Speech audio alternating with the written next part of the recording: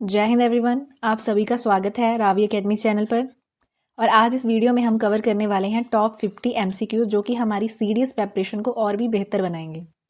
तो मैंने क्या किया है यहाँ पर कि जैसे हमने सबसे पहला जो चैप्टर किया था, जो हमारा चैप्टर फर्स्ट था, तो evolution of the Indian constitution के बारे में था। तो यहाँ पर जो हम क्वेश्चंस कवर करने वाले हैं वो भी इसी चैप्टर से रिलेट करेंगे। मतलब हर एक वीडियो होगी जो हमारी, वो उसी चैप्टर से रिलेट करके हम वहाँ पे टॉप 50 एमसीक्यूज़ को कवर करेंगे। तो स्टार्ट करते हैं। तो सबसे पहले हमारे पास क्वेश्चन आता है, consider the following statements regarding the regulating act of 1773। तो यहाँ पर क्या कहा गया है इस एक्ट में, ऑप्शंस देखते हैं। It made the governor of Bengal the governor general of Bengal. मतलब पहले गवर्नर थे, ठीक है, बाद में उन्हें गवर्नर जनरल बना दिया गया था। तो क्या ये हमारी स्टेटमेंट सही है? तो अगर देखा जाए तो रेगुलेटिंग एक्ट 1773 में उसके हिसाब से तो ये हमारी ऑप्शन सही जाएगी। ठीक है, नेक्स्ट है हमारे पास, it establish the supreme court at Calcutta. तो ये भी ऑप्शन हमारी सही रहेगी। बट यहाँ पर क्या है कि इस एक्ट के अंडर ये चीज़ बताई गई थी, पर इसकी जो फंक्शनिंग है वो 1774 में स्टार्ट होती है। एक तरह से हम कह सकते हैं जैसे कि यहाँ पे गवर्नर ऑफ बंगाल को गवर्नर जनरल ऑफ बंगाल बना दिया गया था, मतलब सेंट्रलाइजेशन कर रहे थे, सेंट्रलाइजेशन। तो अगर देखा जाए तो हमारी ये दोनों ऑप्शंस हैं वो सही हैं, बोथ 1 एंड 2। तो सेकंड आता है हमारे पास, with reference to the regulating act 1773। ठीक है, पहली ऑप्शन है कि it provided for a court of directors to control administration in India. तो देखा जाए जो कोर्ट ऑफ डायरेक्टर्स थे, ठीक है, वो तो पहले से ही एग्जिस्ट करते थे, तो मतलब ये हमारी जो ऑप्शन है वो गलत है। तो इस एक्ट में क्या हुआ था, एक तरह से फाउंडेशन रखी गई थी सेंट्रल कंट्रोल की ओवर प्रेसिडेंसी। अभी तो सेकंड ऑप्शन है हमारे पास, it led the foundation of centralised administration. ये हमने पिछले क्वेश्चन में भी किया था कि सेंट्रलाइजेशन करनी स्टार्ट कर दी थी, क्योंकि वहाँ पे जो गवर्नर जनरल बना दिए गए थे। ठीक है, तो फिर एक तरह से सेंट्रलाइजेशन ही करेंगे। तो हमारा जो आंसर आएगा वो है बी, सेकंड ऑनली। थर्ड आता है हमारे पास, consider the following statements about the supreme court at Fort William. It was established in 1774 में। ठीक है, ये हमारी क्या है, सही है, क्योंकि फंक्शनिंग अगर देखा जाए तो 1774 में ही स्टार्ट हुई थी। ठीक है, सेकंड है हमारे पास, it had jurisdiction over all Indians in Bengal.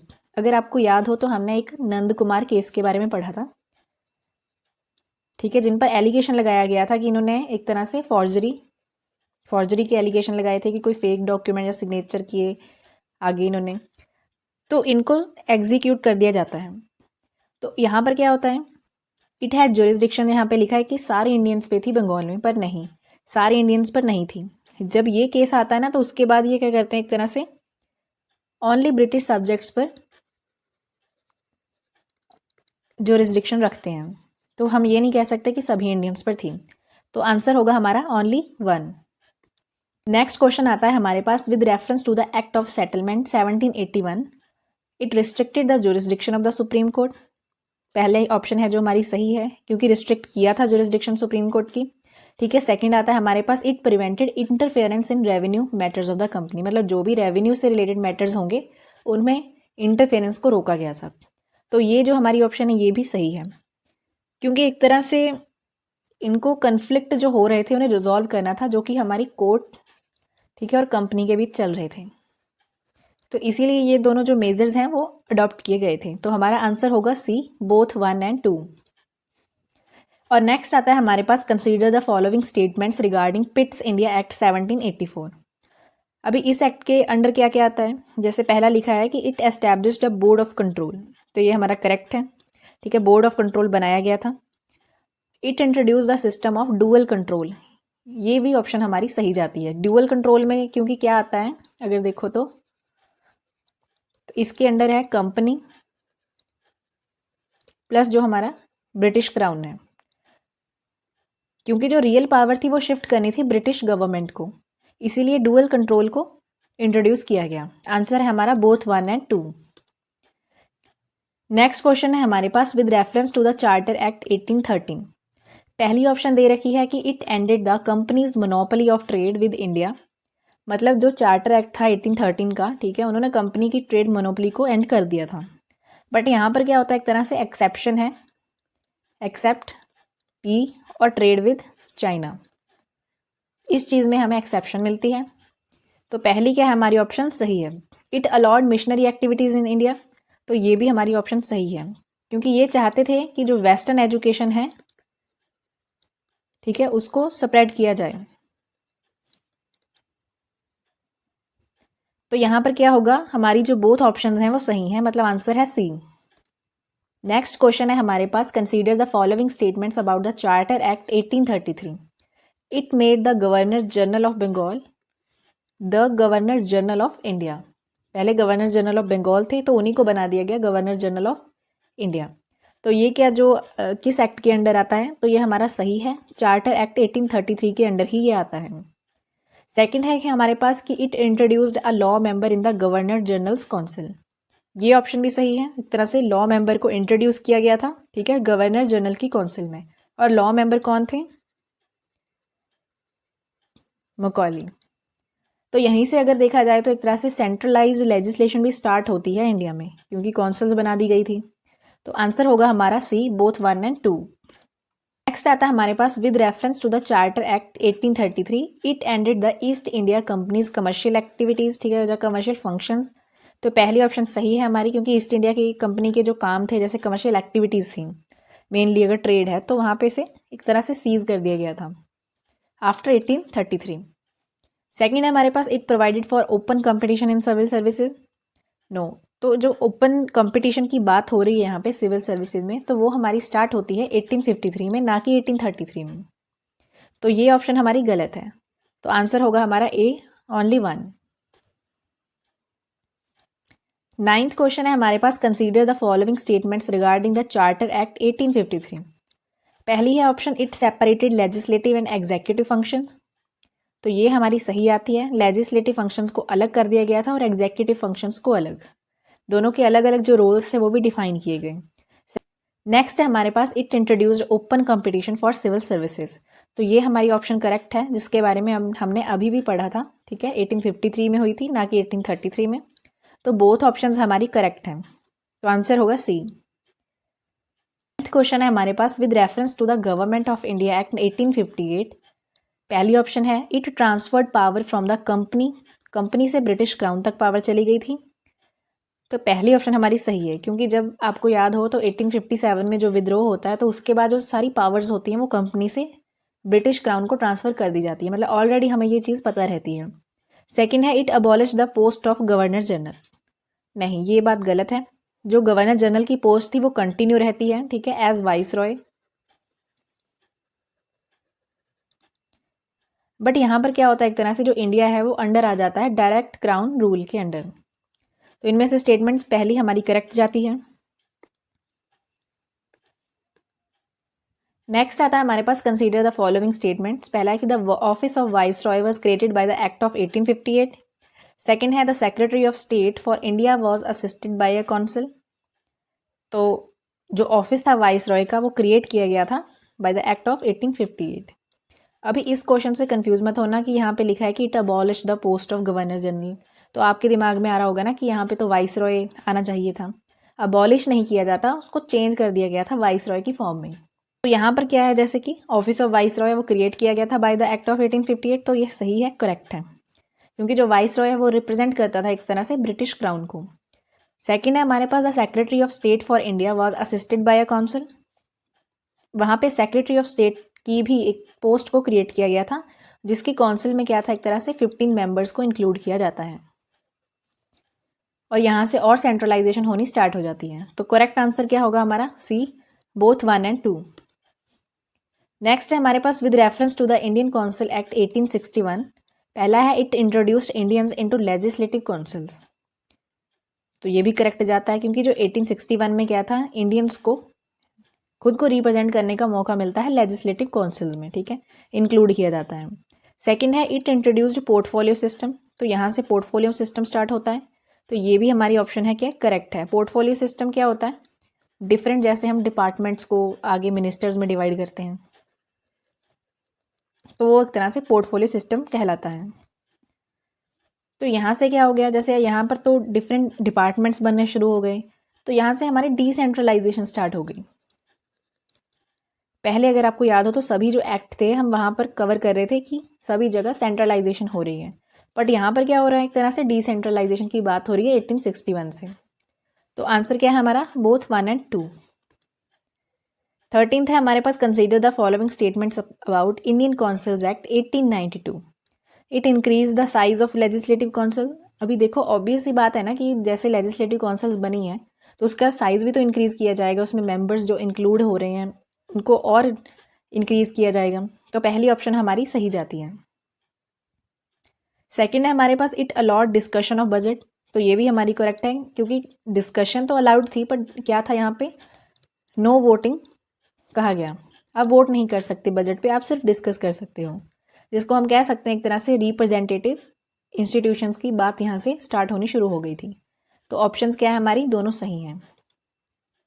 Next है हमारे पास, with reference to Indian councils act 1909, it introduce separate electorates for Muslims, it is known as Minto Morley reforms.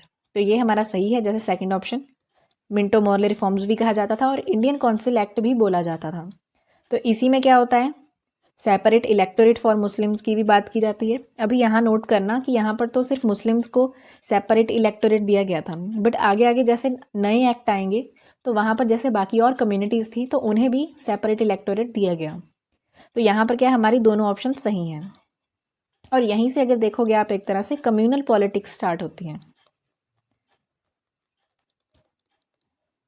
Next है हमारे पास question 15, consider the following. Indian council act 1909 introduce dyarchy. Second है हमारे पास, it increase Indian representation in council. तो देखो dyarchy कब आती है, ये स्टार्ट होती है 1919 में, ठीक है, ना कि 1909 में। तो ये हमारी ऑप्शन गलत है।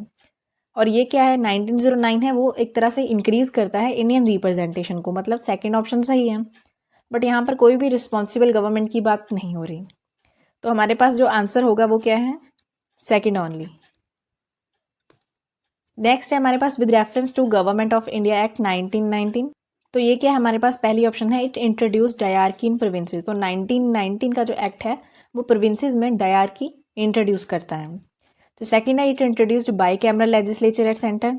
तो ऑब्वियस सी बात है, अगर प्रोविंसेस में डायरकी की बात हो रही है, ठीक है, तो बाई कैमरल लेजिस्लेचर भी सेंटर में इंट्रोड्यूस कर दिया गया था।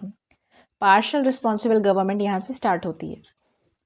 तो आंसर क्या होगा हमारा, बोथ ऑप्शंस 1 एंड 2। नेक्स्ट है हमारे पास क्वेश्चन, कंसीडर द फॉलोइंग।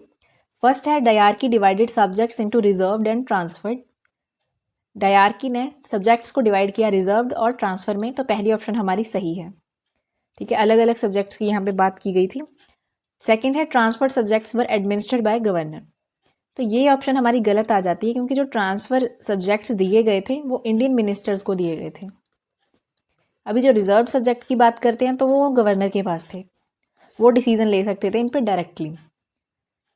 तो हमारी जो ऑप्शन है वो पहली सही है, ए, ओनली 1। नेक्स्ट क्वेश्चन आता है हमारे पास, the government of India act 1919 was based on. पहली है मोंटेग्यू डिक्लेरेशन, अगर याद हो तो ये 1917 में आई थी, ठीक है, तो इस पर ये बेस करते हैं। सेकंड है चेम्सफोर्ड रिपोर्ट, जो कि इसके थ्रू इसको इम्प्लीमेंट किया गया था, मतलब जो गवर्नमेंट ऑफ इंडिया एक्ट है उसे चेम्सफोर्ड रिपोर्ट के अंडर इम्प्लीमेंट किया जाता है। अगर देखा जाए तो इन सब का गोल क्या था, एक तरह से ग्रेजुअल सेल्फ गवर्नमेंट। तो आंसर क्या है हमारा, बोथ ऑप्शंस 1 एंड 2। नेक्स्ट है 19th question, consider the following statements regarding government of India act 1935। तो पहली है, इट इंट्रोड्यूस्ड प्रोविंशियल ऑटोनॉमी। तो ये जो हमारी ऑप्शन है वो सही है, क्योंकि जो ये एक्ट है 1935 का, ये प्रोविंशियल ऑटोनॉमी इंट्रोड्यूस करता है। सेकंड है, it abolish dyarchy in provinces. तो ये भी हमारी जो ऑप्शन है वो करेक्ट है, क्योंकि डायरकी को प्रोविंसेस में एक तरह से ख़त्म कर दिया गया था, ताकि जो प्रोविंसेस हैं और ज़्यादा इंडिपेंडेंट हो सकें। तो ऑप्शन क्या है हमारी, बोथ 1 एंड 2 सही है।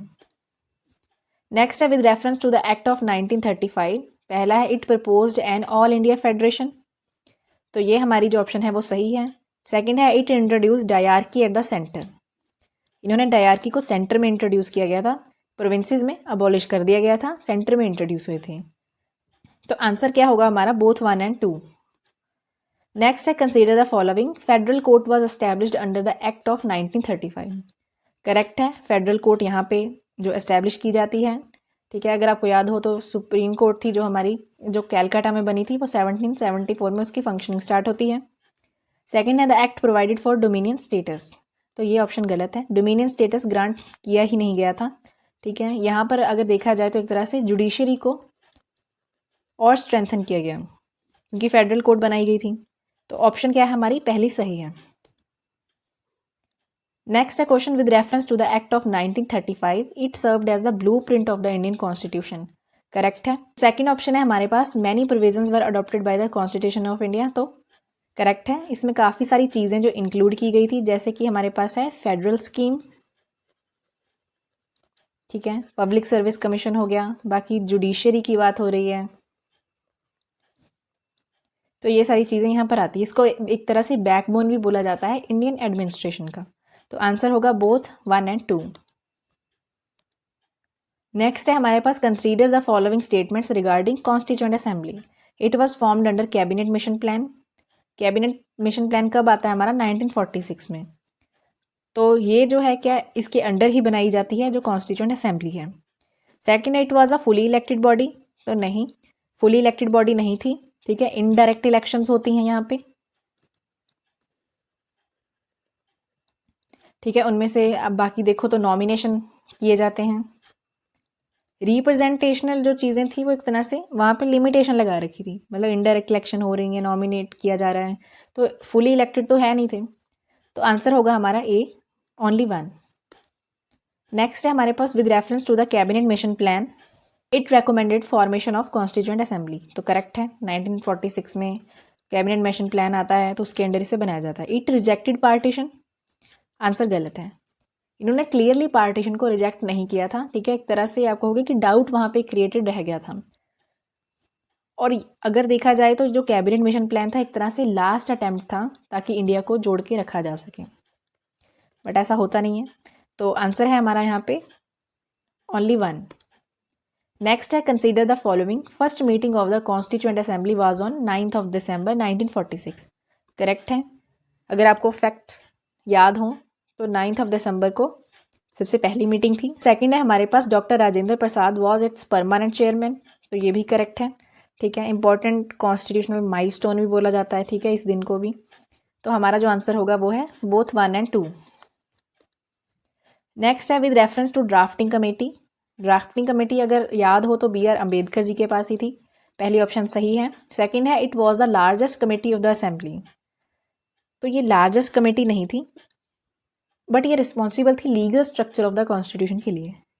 तो ऑप्शन क्या है हमारी, पहली सही है। 27th क्वेश्चन है हमारे पास, objective resolution was moved by Jawaharlal Nehru.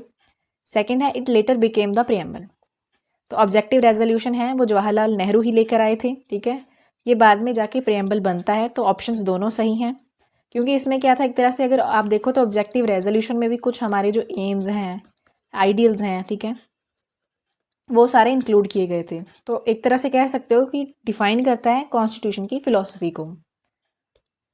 Next है with reference to the adoption of constitution it was adopted on 26 November 1949।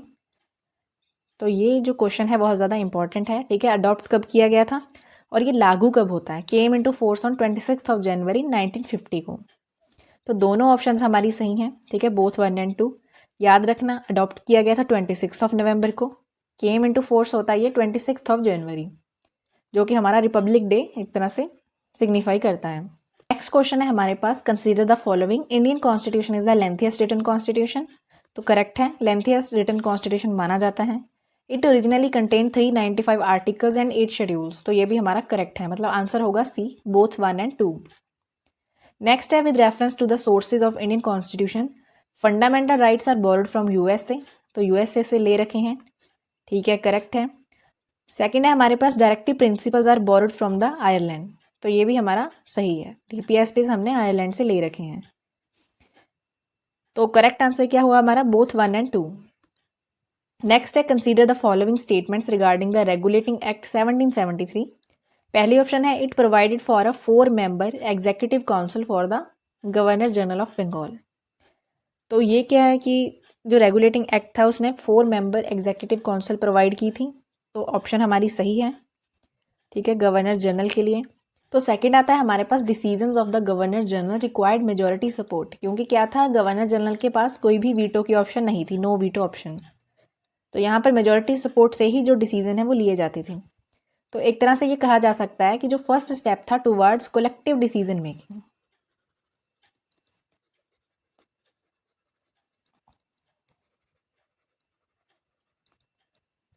तो आंसर क्या होगा हमारा, बोथ 1 और 2। तो नेक्स्ट है हमारे पास with reference to the supreme court established at Calcutta. पहला है it applied English law to the British subjects in India. तो सही है, क्योंकि अगर आपको याद हो तो इंग्लिश लॉ अप्लाई किया गया था सिर्फ ब्रिटिश सब्जेक्ट्स के लिए। सेकंड है it had jurisdiction over revenue matters of the company. तो ये बात हमारी गलत है। तो हमने अभी जो पीछे क्वेश्चन किए थे तो वहाँ पर भी कवर किया था कि रेवेन्यू मैटर में इंटरफेरेंस देने से उन्हें मना किया गया था। तो ज्यूरिसडिक्शन कैसे हो सकती है, तो सेकंड ऑप्शन गलत है, आंसर है हमारा ओनली 1। नेक्स्ट आता है consider the following statements about पिट्स India act 1784। It reduce the number of members in the governor generals council. तो ये हमारी ऑप्शन सही है, मेंबर्स को रिड्यूस कर दिया गया था, रिड्यूस करके कर दिया गया था टू 3 मेंबर्स। नेक्स्ट आता है हमारे पास it subordinated the court of directors to the British parliament. तो यहाँ पर क्या एक तरह से बताया गया है कि डुअल कंट्रोल को इंट्रोड्यूस किया जाता है। ठीक है, यहाँ पर क्या होता है, एक तरह से कंपनी और एक तरह क्राउन, ब्रिटिश गवर्नमेंट। ठीक है, क्योंकि पार्लियामेंट थी, उन्हीं के पास जो रियल कंट्रोल था इंडियन अफेयर्स का वो चला गया था। तो आंसर क्या है हमारा, बोथ 1 और 2। इन्होंने सबॉर्डिनेट कर दिया था court of directors to the British parliament, तो करेक्ट है। नेक्स्ट है with reference to the charter act 1813 it asserted the sovereignty of the British crown over India. सही है, एजर्ट किया गया था। It provides fund for education in India. तो ये भी करेक्ट है, एलोकेट किए गए थे ₹1 लाख पर ईयर एजुकेशन के लिए। ठीक है, और मिशनरी एक्टिविटीज़ को भी अलाउ किया गया था, मतलब दोनों ही ऑप्शन सही हैं। आगे हमारे पास question consider the following statements regarding charter act 1833। तो यहाँ पर क्या है, it centralise legislative powers in India, correct है, सेंट्रलाइज कर दी गई थी सभी पावर्स को। सेकंड है it allowed local government to make laws independently. तो प्रोविंसेस थी, ठीक है, उनके पास इंडिपेंडेंट लॉ मेकिंग पावर नहीं थी, तो ये ऑप्शन हमारी गलत है। यहाँ पर सही आंसर क्या है, ओनली 1। नेक्स्ट है हमारे पास with reference to the charter act of 1853। First है it expanded the legislative council. तो एक्सपेंड किया गया था, ठीक है, काफ़ी सारे और मेंबर्स को इंक्लूड किया गया था। सेकंड है it mark the beginning of parliamentary system in India.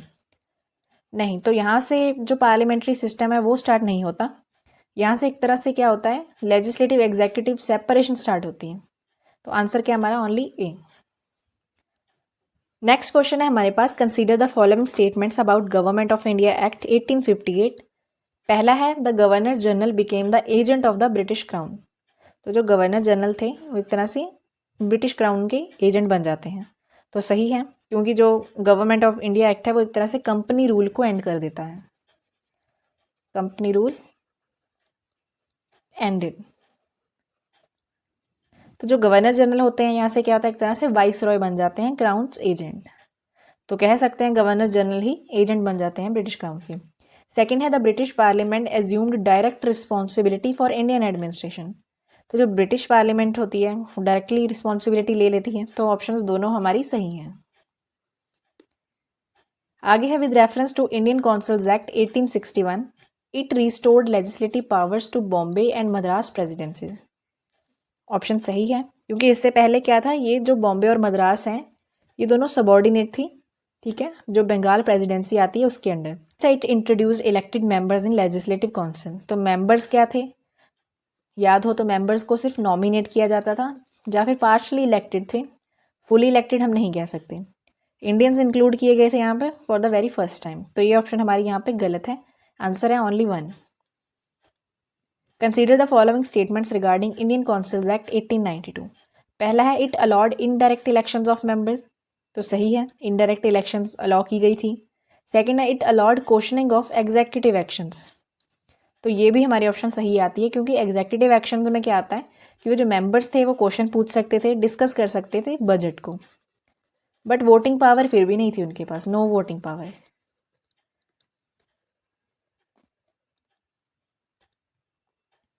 Next आता है हमारे पास with reference to Indian councils act 1909, it introduce separate electorates for Muslim. 1909 है, तो जिसको हम मिंटो मोरले रिफॉर्म्स भी बोलते हैं।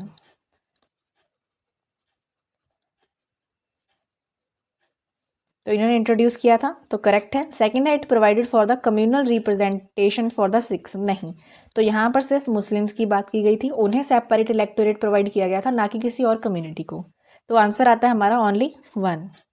तो जो सिख्स हो गए या फिर कोई और कम्युनिटी होगी, तो उन्हें बाद में 1919 में कम्युनल रिप्रेजेंटेशन दिया जाता है।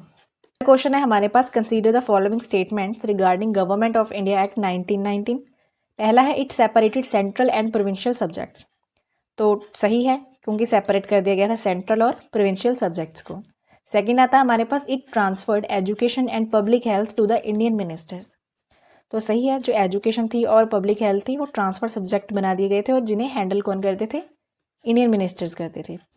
बिगिनिंग होती है यहाँ से एक तरह से रिस्पॉन्सिबल गवर्नमेंट की, बट देखो यहाँ पे जो ट्रांसफर सब्जेक्ट्स थे वो एजुकेशन हो गई, पब्लिक हेल्थ हो गई, ऐसे जो सब्जेक्ट्स थे वो ट्रांसफर्ड सब्जेक्ट्स में इंक्लूड किए गए थे। रिजर्व सब्जेक्ट में आते थे काफ़ी ज़्यादा, जो कि एक तरह से इंपॉर्टेंट मैटर से रिलेट करते थे। तो यहाँ पर क्या है, हमारी both options are correct. 42nd question है हमारे पास, with reference to the diarchy under the act of 1919। पहला है, reserve subjects were administered by the British officials. तो करेक्ट है। सेकंड है, transfer subjects were responsible to the legislature. तो ये भी हमारा करेक्ट है, क्योंकि जो रिजर्व सब्जेक्ट्स थे वो आते थे एक तरह से गवर्नर प्लस जो उनके ऑफिशियल्स हैं उनमें। ये जो हमारे ट्रांसफर सब्जेक्ट थे वो आते थे इंडियन मिनिस्टर्स के पास।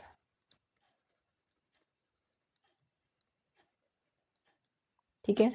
नेक्स्ट है, consider the following statements about government of India act 1935। पहला है, it established a federal court. ठीक है, फेडरल कोर्ट है जो एस्टैब्लिश की गई थी इस एक्ट के अंडर। तो करेक्ट है। सेकंड है, it provided for a council of states at the centre. तो काउंसिल ऑफ स्टेट्स प्रोवाइड किया जाता है द सेंटर। तो याद करो, bicameral legislature.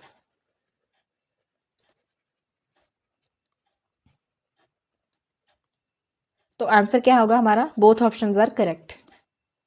Next question आता है हमारे पास, with reference to the act of 1935। पहला है, provincial autonomy meant provinces were no longer under the control of governors. तो प्रोविंशियल ऑटोनॉमी का मतलब ये नहीं था कि एक तरह से एब्सोल्यूट फ्रीडम उन्हें दे दी गई हो। ठीक है, एब्सोल्यूट फ्रीडम उनके पास नहीं थी। तो ये हमारी ऑप्शन इनकरेक्ट है। सेकंड आता है, governors acted on the advice of ministers in provincial matter. तो जो गवर्नर थे, ठीक है, उनके पास स्टिल स्पेशल पावर थी और डिस्क्रिशनरी पावर्स थी, बट जो मिनिस्टर्स थे वो एडवाइस करते थे गवर्नर को नॉर्मल मैटर्स में। तो अगर करेक्ट आंसर यहाँ पे देखा जाए तो सेकंड ओनली है, क्योंकि गवर्नर्स थे वो एक्ट करते थे on the advice of ministers in provincial matters. तो ये बात यहाँ पे करेक्ट है। नेक्स्ट क्वेश्चन है हमारे पास, consider the following statements regarding the act of 1935। पहला है, the federal part of the act came into operation. Federal part की बात की गई है, बट यहाँ पर क्या होता है, एक तरह से जो प्रिंसली स्टेट्स हैं उनमें काफ़ी सारा इशू आ जाता है, तो फेडरल पार्ट है वो कभी इम्प्लीमेंट होता ही नहीं है।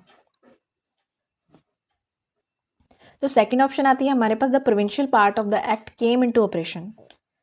जो प्रोविंशियल पार्ट है, ठीक है, वो इस एक्ट के अंडर नहीं आता है, इम्प्लीमेंट होता है 1937 में। तो जो हमारी सेकंड ऑप्शन है वो सही है, बी, सेकंड ओनली। तो नेक्स्ट क्वेश्चन आता है हमारे पास 46, with reference to the constitute assembly.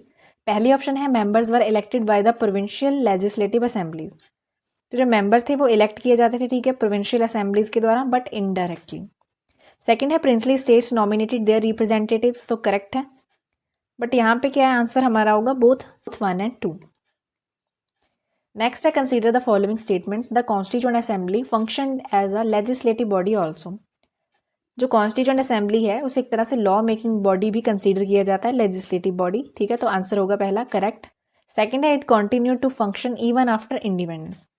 ये कंटिन्यू रहती है टिल 1952 तक कॉन्स्टिट्यूएंट असेंबली।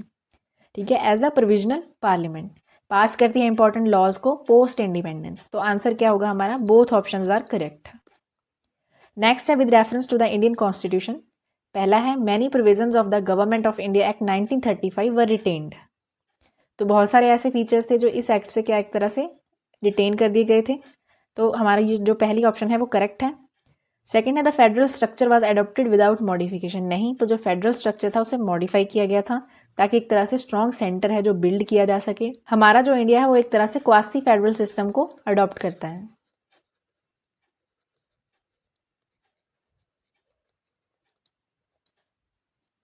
तो नेक्स्ट क्वेश्चन आता है हमारे पास, consider the following statements regarding preamble, जो कि पहली ऑप्शन है हमारे पास it reflects the objective resolution, तो ये रिफ्लेक्ट करती है, तो आंसर सही है। सेकंड है it is enforceable bye courts, तो ये जो हमारी प्रीएम्बल है उसको एनफोर्स नहीं किया जा सकता।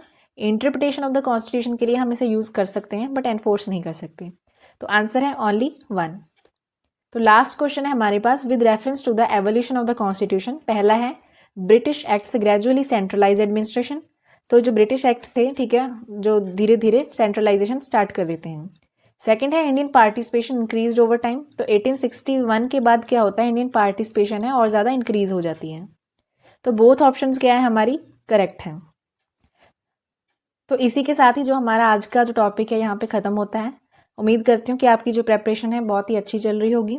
तो मिलेंगे नेक्स्ट वीडियो में, तब तक के लिए लाइक कीजिएगा, चैनल को सब्सक्राइब करें एंड थैंक्स फॉर वॉचिंग।